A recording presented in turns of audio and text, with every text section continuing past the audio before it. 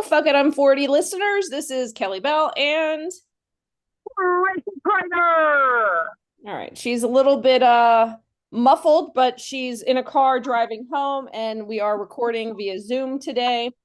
And if we're going to get into a recap, question recap, I suppose, about the last three episodes. So if you have not listened to The Crime, if you have not listened to Call 911, and if you have not listened to Justice is Blind, this podcast, this episode is not going to make any sense.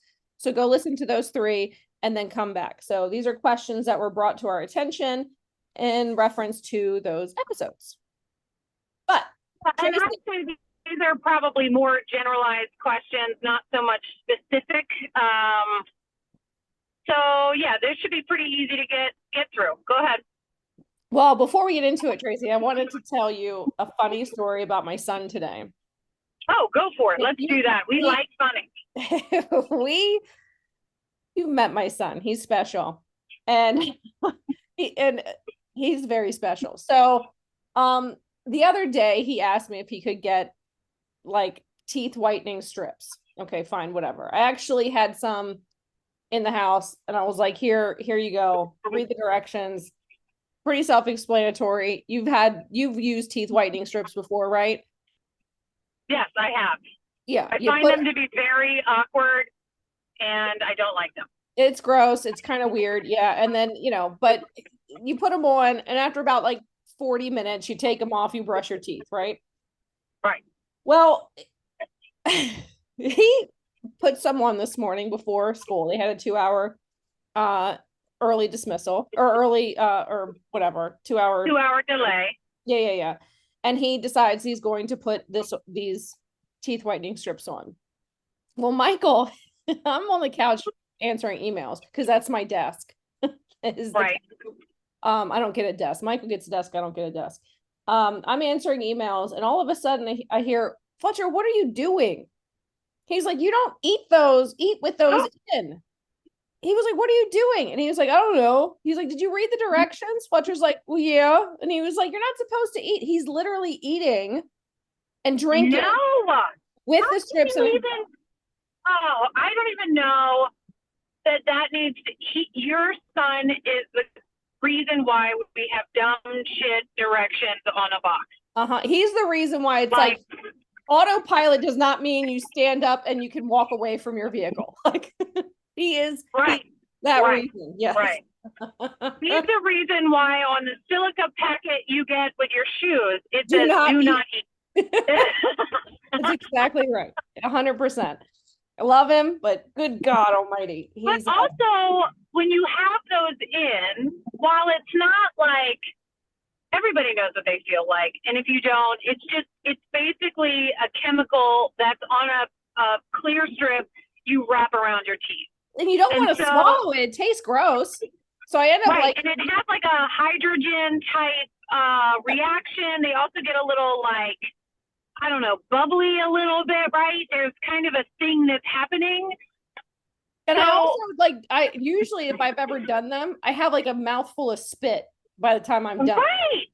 Right. It's not comfortable. This motherfucker's eating and drinking with them in like it's like that's not. Also, how are they staying in place if you're eating? I don't know. Or drinking. I don't know. I don't know how. I don't know.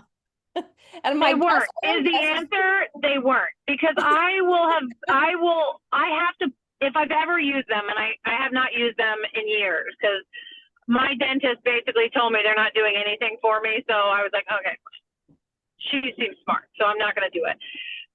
But when I did it, I would have to stay so still in my mouth. Yeah. Like swallowing becomes a problem because that stuff shifts. Mm-hmm. That I would have to put them in and have an activity to keep my mind off the strips around my teeth so that I can keep them in place. Yep. Mine too. Usually playing Scrabble. And Yahoo goes in and it's like, 3-course meal. Let's get that going with the strips on. So special.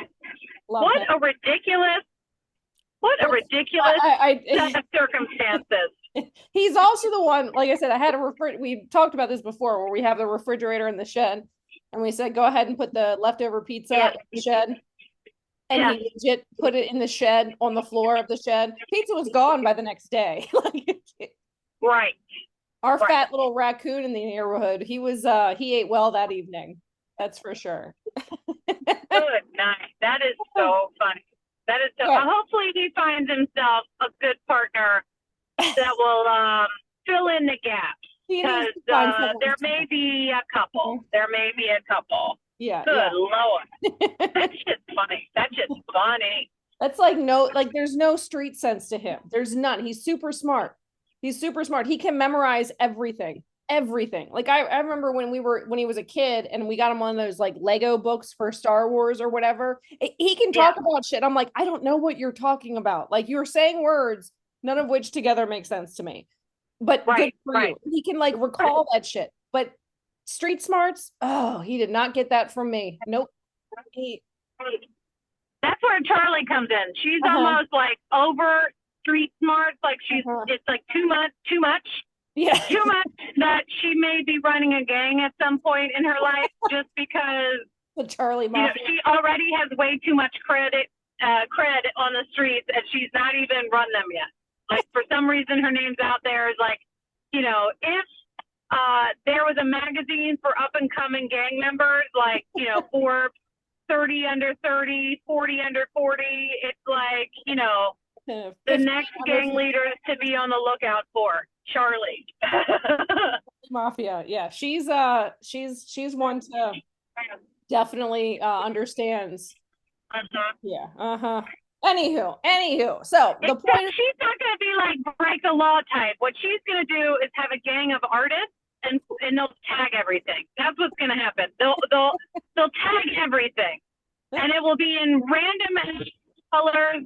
Somehow she'll get glitter everywhere. It's just gonna be a madness. That, and she will make it difficult for people to open items and gifts. This is true. She has an affinity towards overwrapping packages. So that would be it. But you guys got her back this year. Michaela got her back. It was brilliant for Christmas. Charlie, just to put it in context. So Charlie decides, well, what was the one gift? She wrapped a card or a letter in like 18 different things. And when she got to it, what did the letter say? You guys had it on your what was it? Can't remember. Oh, it was like, I forgot to get you a gift. So I got you this instead, which was literally nothing but the paper that just said that note. Yeah. And the thousands of efforts it took to get to that note. Duct tape, ties. Right. It was insane. Yeah. And it was just so matter of fact and funny that you couldn't help but just, it went on my refrigerator and it was there for at least over a year. It was crazy. For my birthday, when she was probably 3 or 4, maybe she was 4 or 5, she found Easter eggs in her closet and then filled them with a bunch of shit from around her room. That was my birthday gift. And like one was literally like a bottle cap. That girl's crazy. Yeah, so her gang's gonna be real fucked up in just a whole different way. Just real fucked up. So, to the purpose of the episode, said podcast. Yes, podcast. We have the first question that is in regards to the last 3 episodes, as I mentioned prior to that. Why not use the criminal's name? Why or really anybody's name purposely, like the neighbor cop, detective, criminal's mom? I would say, and honestly, this is even where, to put the truth out there, this is where Bob and I conflict. He thinks we should have, and it was really my decision not to. I reminded him it's my podcast, not his. Technically it's ours, Kelly, but anyway, I didn't grow up in a time frame where everything that happened to me, everything that was done was going to follow me throughout history. We didn't. I actually just saw a TikTok about it. They were like, what, like we were so lucky. And this lady was just like, there's no proof. There's no proof of anything happening to us. Right. And can't we all be very, I mean, I'm grateful for that. At the end of the day, I'm very grateful for that. I think that's one of the things that really keeps me from actually saying anybody's name. Because in the end, I did everything I needed to do legally and the right way. And one can only hope that things can be learned from this and people can do better for it, learn the lesson and do better. And I don't want to be looking down. I'm going to move on. The biggest thing for me is I'm a victim only by way of the court system. Yeah. I am not a victim to this situation. I am not a victim to my life. I refuse to be that way. Yeah. So I will move on from this. My hope is lessons will be learned and they can. And I am just not going to be somebody who will be a part of somebody not be this following them around, because if they make good choices, then they should reap the benefits of that. Well, in this situation, we're probably the only people that are doing right by him in terms of not doing that, because everybody else has failed him. And agreed. Horribly sad. It's ridiculously sad, which actually brings me, which is a perfect introduction into the next question, which would be, would you do anything different or do you regret anything that you've done up to this point? I think the things that there were definitely moments where I was probably more subdued than I wanted to be. I have this tendency that when things get very heightened, that I would appear to almost shut down, but the reality is I take I start surveying things really very intently. So I don't always, I end up doing well, but I don't always say everything that I feel. And I think there was a long time before I could really get out what was actually going on with me, because I was so worried about everybody else. As far as the day-to-day, like how we handled things, everything else, I'd say we did really good. The only regrets that I particularly have for myself is choosing him to watch the dogs. And that's hindsight. Yeah. But in the moment having happened, I wish I would have started sooner communicating how this was affecting me, because there was a lot of stress and a lot of, that takes a physical toll on you. And so it was early on, I was not doing well. Yeah, I tried to get you to do this a long time, like in August. Right. I'm like, we need to talk about this. We need to start talking about this. You need to get this off your chest. See, for me, the moment shit happens, I'm like, let's talk about it. Let's get it off. Let's move on. I'm going to tell everybody. You were definitely more like introvert. I have to process it first. I have to understand it first. And I have to make a decision. So we've talked about how I have control issues. This is one of them. I want to proceed in a manner that I'm going to be proud about at the end of it. And I would definitely say I'm proud of how we've done it.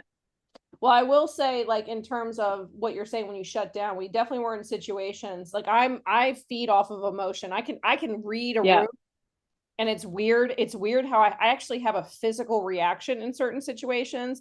So yes. Like, it's interesting how both of us go into a situation, the same situation, and react completely differently. And me, I'm ready to, like, you're ready, like, hey, wait, I need to observe. I need to look around. I need to take in. You're like Michael. Michael's the exact same way. My husband is the exact same way. He needs a moment to process. I'm the lady at the counter who's like, where's the candy bars? Why did I remember they used to have like the kid aisle, the anti-kid aisle? It's like there's no candy in that aisle. That's bullshit. I just love the fact that you transition this into the kid aisle at a shopping center or at a grocery store. Do you need a snack right now? Like, are you hungry? Have you noticed they don't have that anymore? That's not a thing. Every aisle is the same now, or you have self-checkout. Still has candy, but there's no like anti-kid aisle. Like, they don't give a fuck anymore. No, they don't give a fuck. Who cares? Yeah. We've all been through a pandemic. Have a candy bar. That's the least of your goddamn worries. Yeah.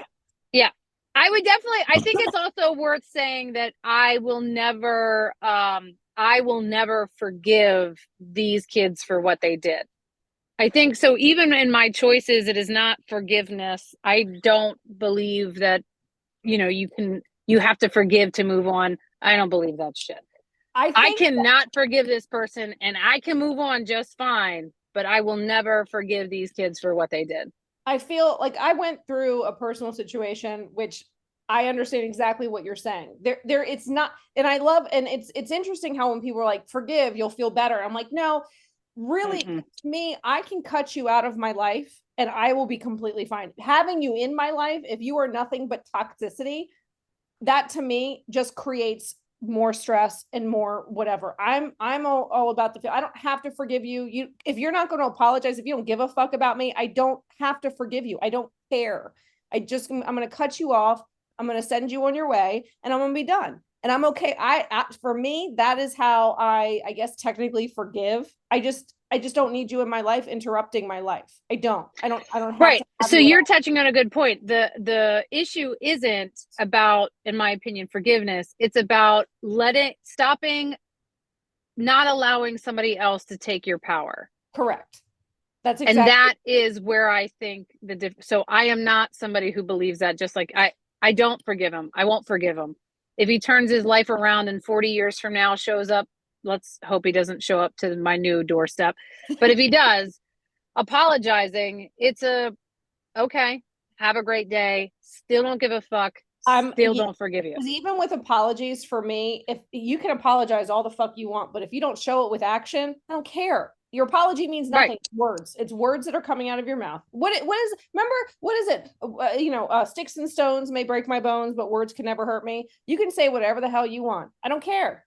If you can apologize, you can all the talk can come out of your mouth. And if I don't see that shit in action, I'm out. Right. I have lots of people in my life who like me. I don't mind. I agree. I'm okay with it. I'm at peace with that. Right. So, what in this case, considering the fact that you like, because again, you're like, I just want him out of my life, but what keeps you pursuing this situation? Because you're not done yet. Like, you still have like a couple court dates. Yeah. Well, definitely one. You have the potential one. Isn't that Friday? Isn't that tomorrow? Are you guys going to that? No. It's not. It's not tomorrow. It's Monday. And Monday. No, we've basically been told it's not for us to be there. It's not that kind of thing. But could you go? I think I could go. Yeah, I think I can be witness to it for sure, but I'm not required, and there's not going to be any opportunity. I'm just going to sit there and listen, and it doesn't really matter. So yeah, we'll figure out whether that actually happens or not. But we'll I would say back at the next episode. Right. I will say that what keeps me pursuing it is because it's the right thing to do. It's hard. It's easier to let it go, but it's the right thing to do. And if I don't do it, and I find myself tough enough to be able to manage it, I am strong enough to handle everything that's been thrown at me and all the ups and downs for all of this. So because I should. Yeah. And yeah, because somewhere along the line, somebody won't be able to. And in this instance, if it's me that has to do it, hopefully that changes the outcome for somebody else when they're dealing with him. And hopefully the important part. Kid doesn't forget what you're doing for him. And again, I cannot stress enough the amount of people that are enabling the behavior. Enabling people is not healthy. It's not healthy. It's not good. It does not get you anywhere. It's not good. Holding people accountable for their actions is what makes difference. Change your thinking, you change your life. And if you enable behavior, you're not changing anybody's thinking. All you're doing is letting this person know, like, yeah, it's fine, whatever, do whatever you want. It's fine. You're good. So I've always lived by the idea that my integrity should not suffer for someone else's convenience. And so when we really look at a lot of the reasons why I don't put the names in, I have kept to a legal way of managing this situation. It really comes down to, I got to be happy with how I put my head to bed at night. And, I can still consider myself pretty blessed to have what I've got. Well, I it's know that you not mentioned everybody's got integrity. it the same way. No, it's true. And it's a matter of, and it's funny you bring up integrity because I was actually talking to mom today and she was going over this. And it's like, I know the cops get like a bad rap. And I know that we have said this shit. But we were like disappointed with the way that the cops behaved in this situation. And the thing Yep. is like what's horrible about the media is that they put cops on blast for all of them being awful. We know you can't possibly believe that every cop is bad. However, we did come across really a lot of them that kind of just didn't fuck. But every office, every job has shit people working in it. So it just matters like how do you change that dynamic? Do you like have some integrity when you're doing a job? Like I had no problem. Like if we had a bad teacher, I had no problem. Again, that's probably how I got into my situation is because just fucking ratted out the wrong people. But I had no problem being like, no, this dude, like he sucks. Like he's not very good. He's ruining these children, or whatever. I don't. It's like to me, I can't look away from things that are happening that aren't right. I don't have that. Well, it's a balance, right? So like you got to think about it as an individual. You choose a line of work. You should take pride in that line of work and you should have enough integrity to do your best at that line of work.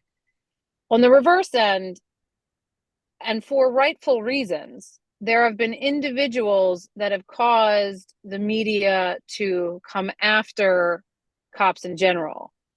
I think the tough part as a society is taking in that information, understanding that there are problems that do need to be solved, and those are problems that do need to be addressed. But how can you find the balance and what the problems are and how they do need to be addressed and not go after every cop that's at least trying and not wear them down? So I would definitely say in this instance, I think there was one cop in particular who I feel is truly a bad cop. I feel like there's many others that are frustrated and feel like their hands are tied and it's a very thankless job and they don't get to get justice for everybody. And it can be very frustrating I had one cop actually say to me, he goes, my problem isn't the laws. My problem is the media. Oh yeah, I remember that. Yep. And basically saying that he doesn't feel his hands are tied because of the way that the laws are. Yep. But feels more that his hands are tied because the way that the media has changed the perception of law enforcement. And so the disrespect that law enforcement gets on a regular basis is just exponentially higher. And I take that into consideration that for what I dealt with, while not exactly right, I can accept the fact that what I dealt with was also some police officers that have just been through it. And if you're heckled all the time, if you're made to feel as though you're doing the bad thing every single day, does it wear on you? I don't know. Does it make it right? No. I get that there's definitely like that. But I can give grace in this situation for that because that part isn't. I guess I would say is I wasn't trying to fix that problem. I was trying to fix my problem. Right. And so to me, if you're not a cop that's in it with me, okay, let's move on to the next guy, right? Like, let's move on to the next girl. Well, who the fuck is here that is going to be willing to do it? Because I don't care about how you feel today. I care about this shit and who's going to be the one to help me. And I got there. And because I got there, I'm good. Well, it's funny because was it the same cop that told me that I was being recorded? Was it that guy? No, you mean yes. Yeah, because that was the same cop. Yeah, like during that's one conversation with that cop, like he kept saying to me, "You're being recorded." I'm like, I don't give a fuck. Like I don't care. Well, like, this goes to the point of I'm like, I can see the camera on your chest. I'm not doing anything wrong. Like this is in one of those instances where you had a physical reaction. And I was trying to manage the situation and everybody in it. Yeah.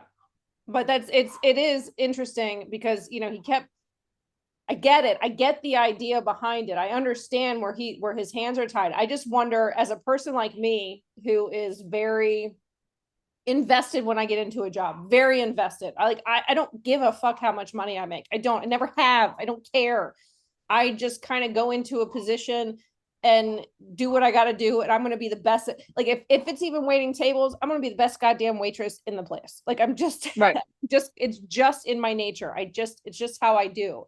So like for me, I couldn't even imagine having my personality that I have. Yo, be quiet. Sorry, excuse me. Kids coming in the house yelling.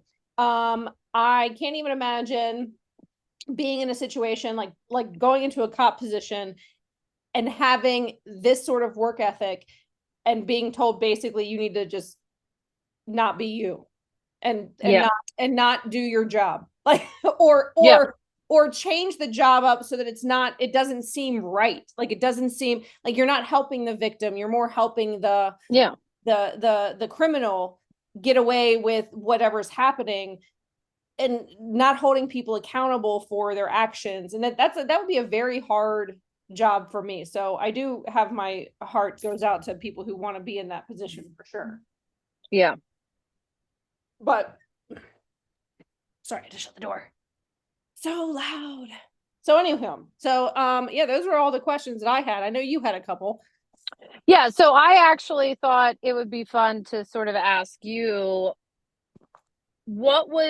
because I sort of feel like we, again, we went through it. It was what happened to us. Yeah. But I think these kind of scenarios, they affect more than just the person. And while we told the story of what happened to us and how it affected my family, I think the thing that we never really got into was how far these things stretch. So what was it like for you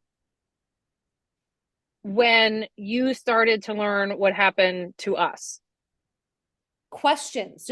I mean, I can't even tell you how many questions I had. And I'm peppering you with questions. You're like, I can't. I don't like, I don't know. So of course I'm like, I need answers. I want to find out what's going on because this is like that part of me that's like, I want to try to fix this. I want to try to help wherever I possibly can help. And I remember, and even me and Michael have had the conversation because because we were on vacation. This is half the reason we were going to watch your dogs. It was going to be us. Mm-hmm. And however, something happened and we ended up, I don't know whatever. Our vacations collide. We were overlapping. Yeah. We were overlapping. Now we were only going to be gone for like 4 or 5 of the days that you were gone. So technically we could have taken over when we got back, but you guys had found the person for the rest of the week. So technically, there's a lot of part of me that's like, well, damn it, we probably could have, maybe this would have happened if we came home and started taking care of the dogs. And I remember even Michael taking Remy for a walk when we got home and saying to himself, he's walking the dog, he's like, I should probably swing by the Craters. But we traveled all day, so from Virginia Beach, so it was kind of like, he's like, but I'm tired, I'm just gonna go home. But like spidey senses were going off, and to the point that it's like the things that it's weird because we go through the same walk all the time. We live half a mile away from each other, and the fact that we didn't ever take that walk, we go by your house all the time. Remy knows your house. When we go by your house, he's like, come on, I want to stay here. Let's go. Come on, stay here. And I'm like, we can't stay here. There's nobody here. We have to keep moving. So the fact that he did not take that walk is weird. The fact that Michael had the spidey sense to go, but was like, I'm too tired. I'm just going to go home. So there's a lot of regret on our part, for sure. And a lot of questions. And the only way I know how to help, I just dropped off food to you. So this is all I know what to do. So I went through my freezer at work and basically unloaded on you. I was like, here you go.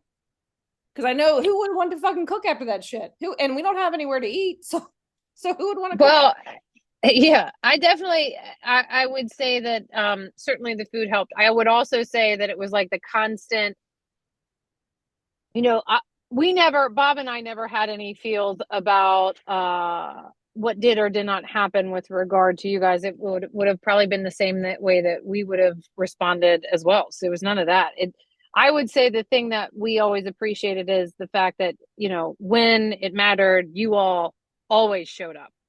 Oh, 100%. Right. Like that was it. It was just sort of like, this is happening. Okay, we're gonna go over there. We're gonna find out what's going on, because it was such a slow burn for us. Our What kids would you don't even, say? sorry, I was going to say on Go the ahead. topic of being there, our kids don't even right now understand, like, I don't understand why does everybody have to know everything? Well, because because we show up. It's support system. That's what you do with family. You show up. Yeah. Good, bad, or Yeah, my kids have always hated this about how our family is. It's like every little thing that happens, why do you got to tell everybody about everything? I said, because you're going to be lucky that when you grow up, you have quite a tribe of people that know everything about you and still don't give a shit. You know, Yeah. like they still accept you for who you are, and there's some power in that. Yep. What was it in terms of in your own household? You know, you talk about a lot of the questions that you have, and your son, for instance, goes to school with the same kids that were in my house, and your daughter goes to school with some of the siblings of those kids.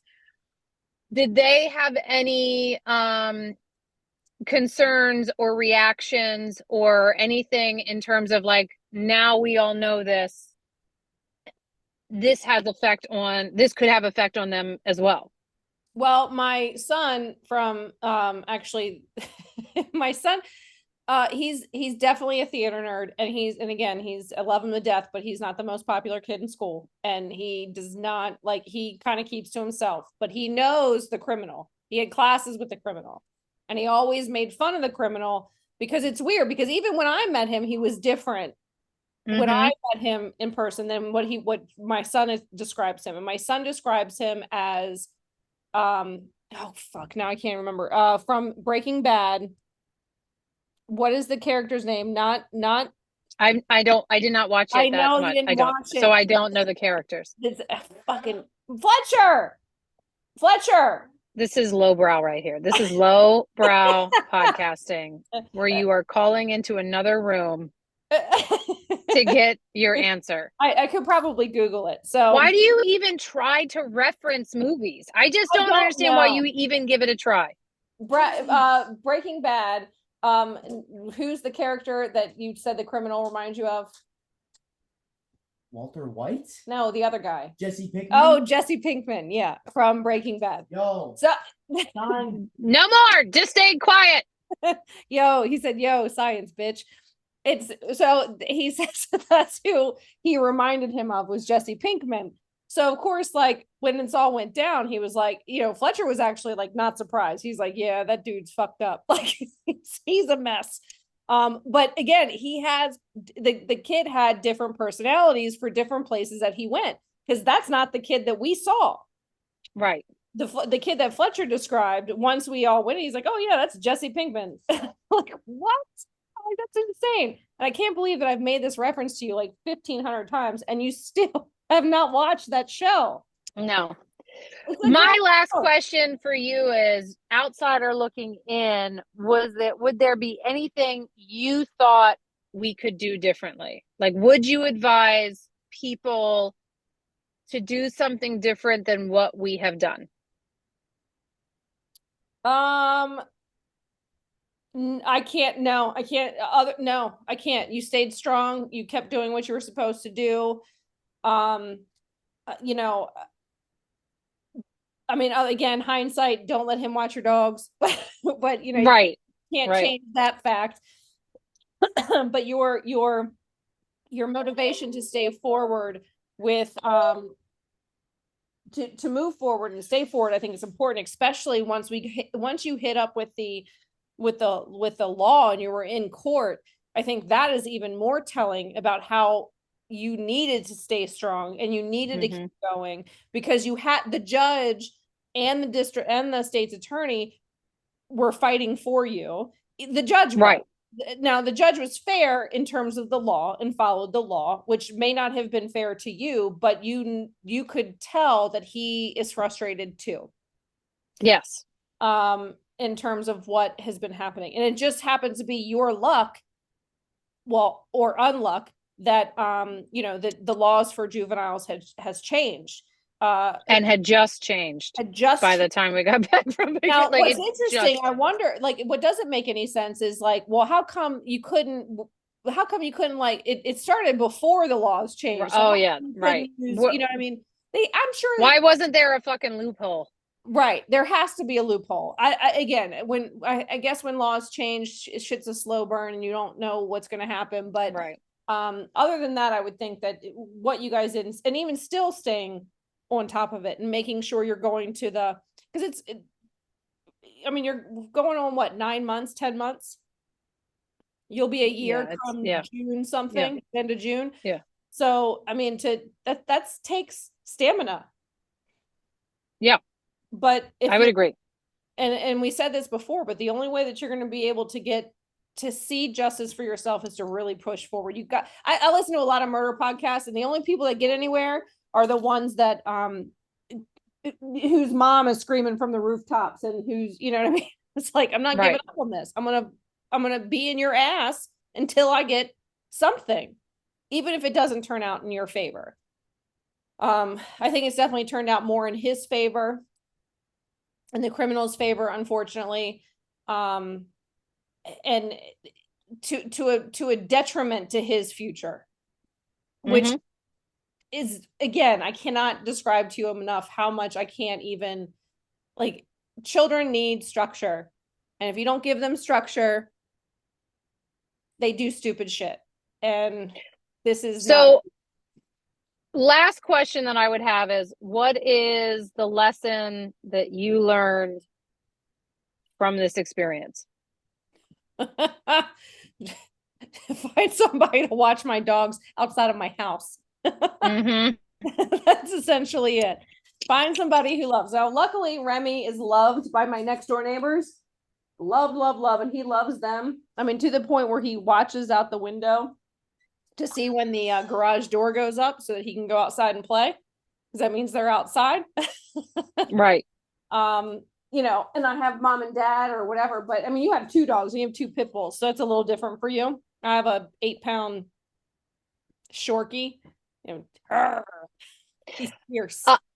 I would say my lesson is, if you have somebody coming into your house watching your dogs, or let's just say even collecting your mail and they're coming in, cameras are really cheap. Have them up, have them on. That was something we never addressed, because we never talked about that. That's actually a good point. So you have cameras. I do. I have cameras, yes. And you turn them off. They were not on.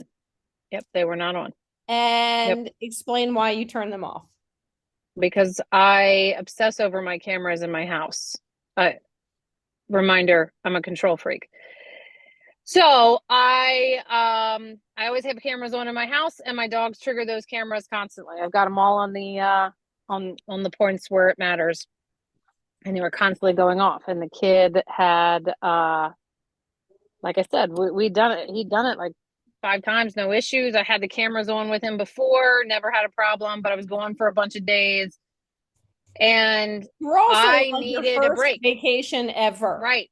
I needed a break, and I just shut everything down. Like, literally, I shut my email down. I took it all off my phone. I removed all distractions of the things that I did not want to focus on while I was on vacation, because I had not in my life taken a vacation like this ever. I've never taken this much time off consecutively. I've never done this kind of trip ever. So I wanted to be very present in the moment. And these things are things that I know will pull me away. So I just shut it down.